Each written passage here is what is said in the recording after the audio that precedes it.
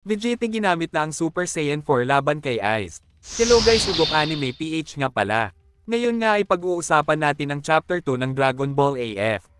Ngayon nga ay ito muna ang ating topic hanggang wala pa nga ang latest chapter ng Hawkeye at Kakume. Sana nga ay panoodin nyo pa din ito. Pero bago nga ang lahat ay mag-recap na nga muna tayo sa last chapter. Sa last chapter nga ay ating makikita na ipinakita na nga ang bagong makakalaban ng Z-Warriors. Ito nga ay walang iba kung hindi si Ice. At nagsimula na nga din ang laban nito kay Vegeta. Dito na nga papasok ang Chapter 2 ng Dragon Ball AF na pinamagatang The Fearsome Ice. At sa unang panel nga ay atin makikita dito itong si Frieza na kasalukuyan nga nitong pinapanood ang nagaganap na laban sa pagitan nitong si Vegeta at Ice. Dito nga ay tuwang-tuwa nga ito sa anak niya dahil nga sobrang lakas nito at makakapag-revenge na nga daw siya sa mga Z-Warriors na ito. Habang ito naman si Gohan ay gulat na gulat nga sa mga sinabi nitong si Piccolo about kay Ice, ito nga daw ay mas malakas ng 50 times dito kay Frieza.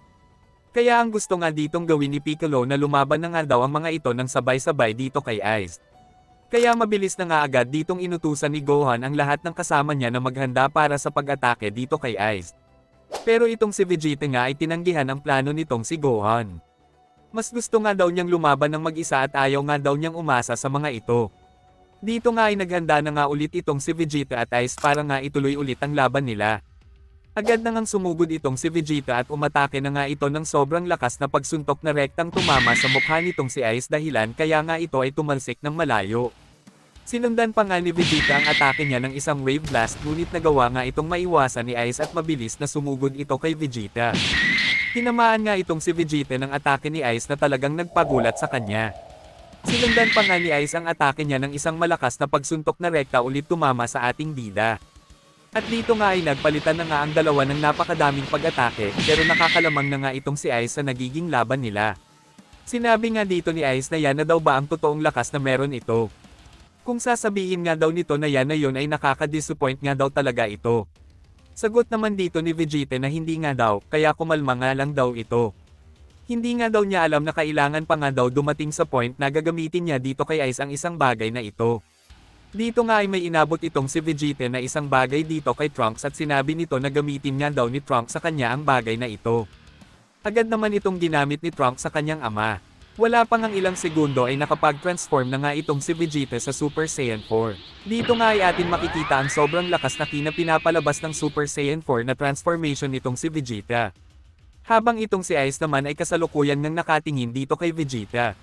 Salita naman dito itong si Gohan at itong si Ab. Nagulat nga sila dahil kaya na palang magamit nitong si Vegeta ang Super Saiyan 4.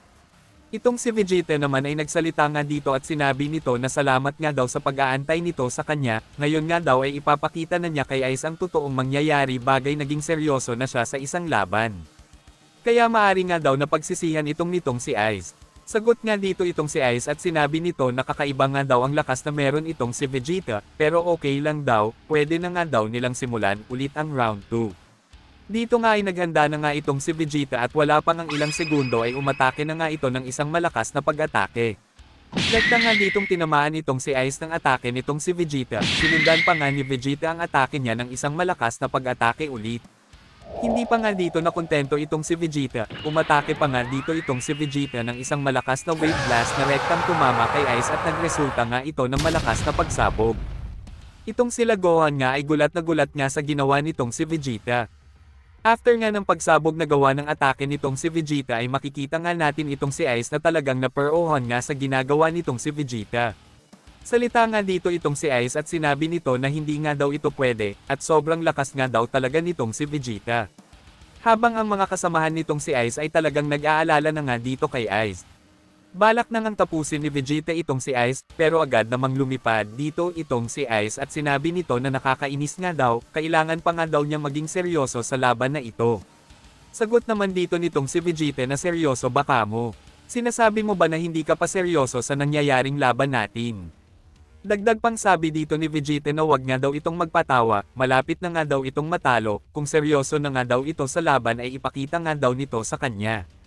Agad naman itong sinanayunan nitong si Ice, agad na nga ditong nagulat itong si Gohan at Vegeta dahil sa ginagawa nitong si Ice. Dito nga ay pinalabas na nga ni Ice ang sobrang lakas na ki at nag-transform na nga ito sa panibago nitong transformation. Sa nakita nga nitong sila Vegeta ay talagang nagulat nga sila dahil sobrang lakas na nga nitong si Ice. Salita nga dito itong si Vegeta at sinabi nito na sobrang lakas na nga daw nitong si Ice. Salita nga dito itong si Ice at sinabi nito na handa na daw ba itong si Vegeta sa laban nila.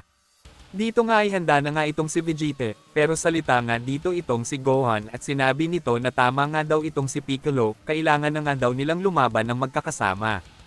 At wala pang ang ilang segundo ay umatake na nga itong si Ice ng sobrang bilis kay Vegeta.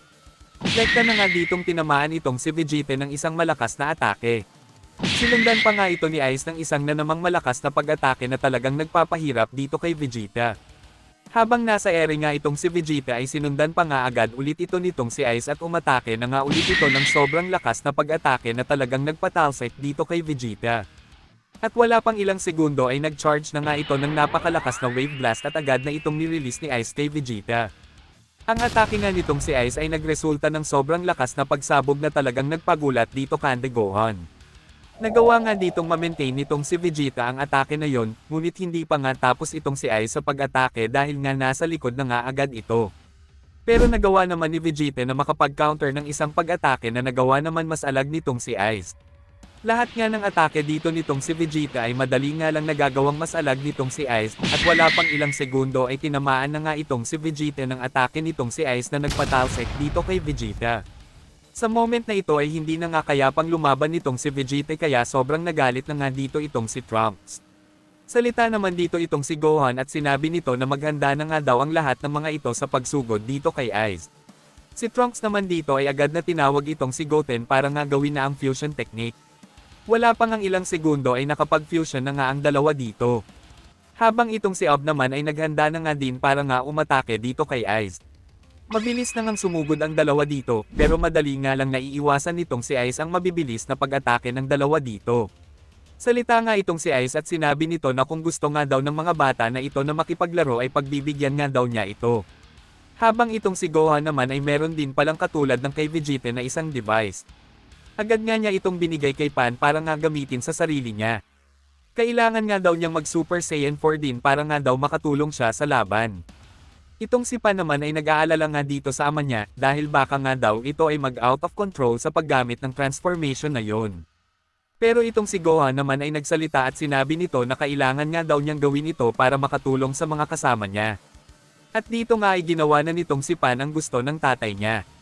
At dito nga ay naging isang malaking unggoy na nga itong si Gohan, at tulad nga ng sinasabi ng kanyang anak na si Pan ay mahihirapan nga itong si Gohan sa pag-transform sa Super Saiyan 4.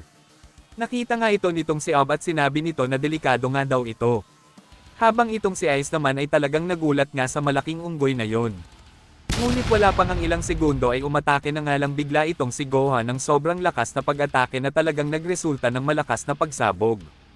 Habang itong si Pan ay nagsalita nga dito at sinabi nito kay Gohan na siya nga daw ito si Pan, siya nga daw ang anak nitong. Dahil nga sa narinig nitong si Gohan ay nagulat nga ito at nagawa na nga nitong makontrol ang lahat.